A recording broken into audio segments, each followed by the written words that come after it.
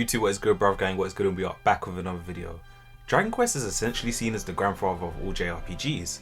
Making its debut way back in 1986 on the Nintendo Entertainment System, Dragon Quest has gone on to be one of the most beloved JRPG franchises out there, spanning over 37 years with 11 mainline games, various different spin-off games, and media from manga to anime.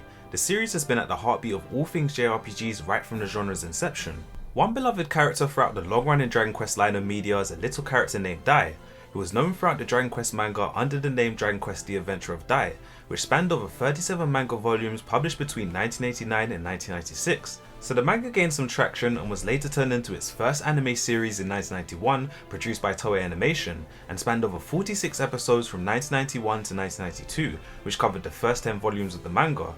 Dragon Quest then decided to take a long break away from Dai, and the beloved character in the series was later revived as recently as 2020, when it was announced during Jump Fest of 2020 that there will be a new anime adaptation where the series ran for 100 episodes from October 2020 to October 2022. It seemed as though Yuji Horii and Dragon Quest were looking to make a revival of the beloved character, with Dai making some appearances in various different video games, and it was finally announced back at the Tokyo Game Show 2022 that Dai will be getting his very own video game under the name Infinity Strash Dragon Quest The Adventure of Dai. Huge shout out and thank you to Square Enix who were kind enough to hook me up with a review code for this game, so stay tuned as I give you guys my spoiler free review and let you guys know whether you should buy or play Infinity Strash Dragon Quest The Adventure of Dai.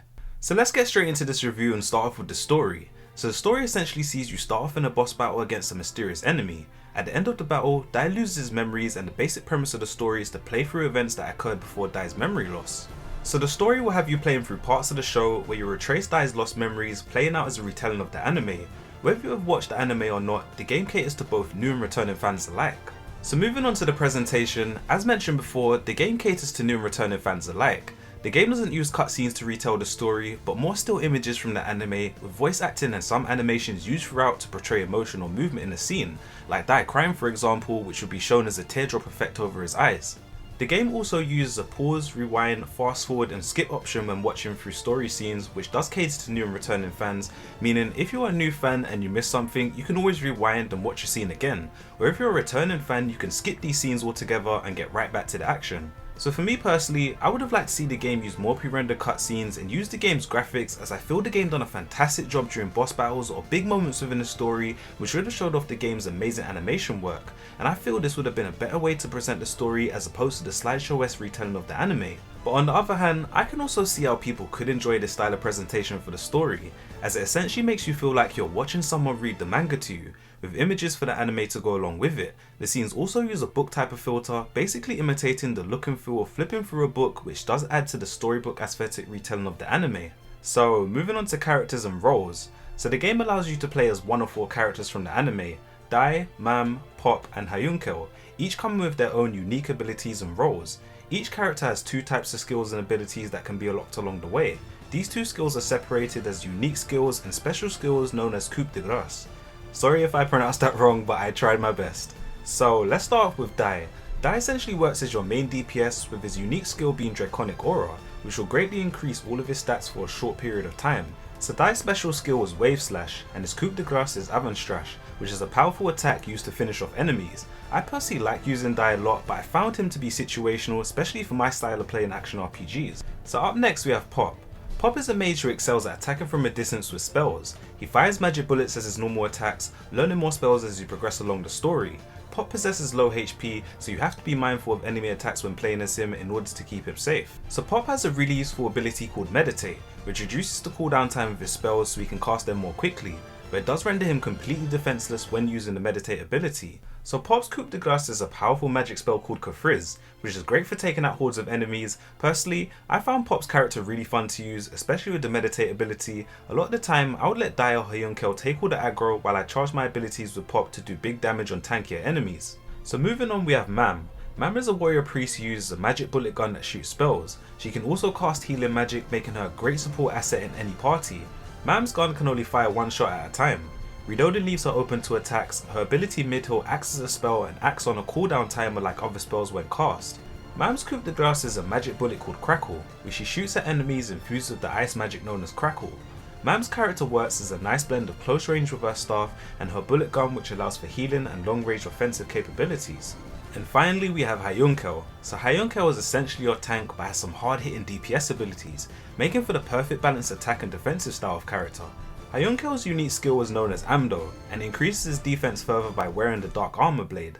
Hyunkel's special skill and coup de grace is known as Bloody Scryed, which deals massive damage to a group of enemies, essentially working as a destructive AoE attack. Hyunkel is a super fun character to use, especially when you want to just bulldoze over enemies with his high damage output and very powerful abilities, and not to mention his great defensive capabilities. For me personally, I found all the characters within the game super unique and fun to use in their own way. I can definitely say I really enjoy playing with Pop, mainly down to his long range DPS abilities, and I really enjoy playing as mages in party based action RPGs. So moving on to the meat and drink of this review, we have the gameplay. So the game is separated into two difficulty settings, Storyteller being easy mode and Adventurer being your normal/hard setting. I personally played on Adventurer throughout my time as I wanted to get the most out of combat and see how challenging it would be. For the most part, the game isn't too hard and was a decent challenge, and I can say I probably died about twice during my playthrough. So quests within this game are separated into three types. Story quests containing both plot and combat marked by a sword icon, free quests where you can structure your own party for battles marked by a flag icon, and finally adventure quests which only contain plot. Adventure quests can be skipped and viewed later, marked by a book icon. So when preparing for quests, sadly there is no time within the game to buy items, which kinda does suck. And you're probably wondering how you would buy a healing item, for example, so this is done by something called Leona Supplies. So essentially when you set out on a quest, Leona will handpick helpful items for you to use. These items are unique to each quest and cannot be carried over into other quests. So in the menus before heading out, you have a shared scrapbook. The shared scrapbook lets you look back on Bond memories and other moments from Dai's adventure. It will steadily fill up as you continue through the story and also inform you of how to obtain new stories or memories that you have yet to witness. Basically, working as a way to watch back over Bond memories if you've taken a break from the game is definitely a great way to get back into the story. So when you have finished preparing for a quest and ready to head out, you'll control one of the 4 characters within the game. So as mentioned, in the lower left of the screen, just above the health bar, you will have your healing items accessed by moving left or right on the D-pad. So I played this game on PS5, so the 4 face buttons starting with X will be your dodge button, square will be your normal attack, triangle, circle, R1 being your ability moves, with each one being unique to each character, which you will unlock more of as the game progresses. L1 essentially works as your guard button, while the right stick allows for camera movement in battle, and all these buttons can be changed in the settings menu. Personally, I found the combat to be okay feeling. It wasn't the most responsive at the best of times, especially when trying to dodge enemy attacks. It did feel slightly delayed at times for an action RPG, but it didn't take away from the overall fun I had in combat. So moving on to one of the more noteworthy gameplay mechanics, we have Bond memories. Bond memories are recollections of the friends dying that others have made during their adventures. So Bond memories are essentially used as a substitute for the lack of equipment management within the game. Each character can equip up to 6 Bond memories depending on their level and can add different stat bonuses like HP, attack, defense or magic. Bond memories can also be upgraded as you progress along the story. So a part of the game that I found to be really fun was actually a more fun gameplay loop than the actual main story was the Temple of Recollection. The Temple of Recollection is where all the world's memories come to rest. Here you can once again fight powerful foes recreated from past experiences, and you will earn Bond memories and items in return for your effort. So unlike story mode, each character's level will be reset to 1 upon entering the Temple of Recollection. As you win battles, you will gain experience and level up. So each floor within the Temple of Recollection is separated by a door, where you'll be able to choose what to enhance from different types of door seals. Doors have different types of seals engraved on them. There are 4 different ability enhancing doors: attack, defense, magical might, skills, spells, coup de grace, with some that affect the entire party while others affect only specific characters. So the Temple of Recollection essentially serves as a roguelike dungeon area, where you can level up characters before big story boss battles and level up abilities and get various different Bond memories. As mentioned, this was one of the more shining game modes, and I felt the further into the game I got, I could most definitely see myself getting hooked on the gameplay loop. So to conclude this review, I personally did enjoy my time with Infinity Strash Dragon Quest The Adventure of Dai. I would say it does feel less of an action RPG and more of an anime game, where the primary focus of the game is the retelling of the anime and a little less on the gameplay side of things. So as someone who actually watched the anime back in 2020, I think this game would be a perfect gateway for anyone thinking of getting into the anime, as I feel it doesn't do too much outside of being another cozy Dragon Quest game that does justice by the source material.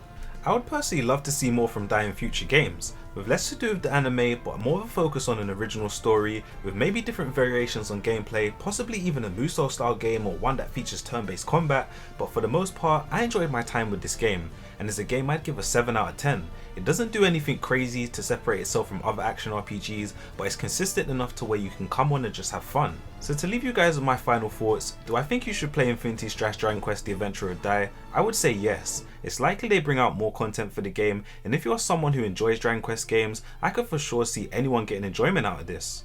So for me personally, I would wait for a price drop, as this game sadly isn't available physically in the West. While I feel it's not the most unique action RPG ever, it's still a Dragon Quest title and has all those lovable redeeming qualities we all know and love. I think this is a game 100% worth checking out when you can. So that'll do it for this video guys. I really appreciate you guys watching my first ever review here on the channel. I'd love to know you guys' thoughts on the review, and please let me know down below if this is a game you will be picking up. Also, I want to give another huge shout out and thank you to Square Enix for providing the review code for this game. It was a blast playing this game, and it was a blast making this review as well. So with that being said, please like, sub, share if you're new, hit that notification bell so you get notified for my videos first, and I hope I can be you guys' #1 source for all JRPG news. So from me too, this has been your bruv, the big bruv, and I'm gonna catch you guys on the next video. I'm out. Peace.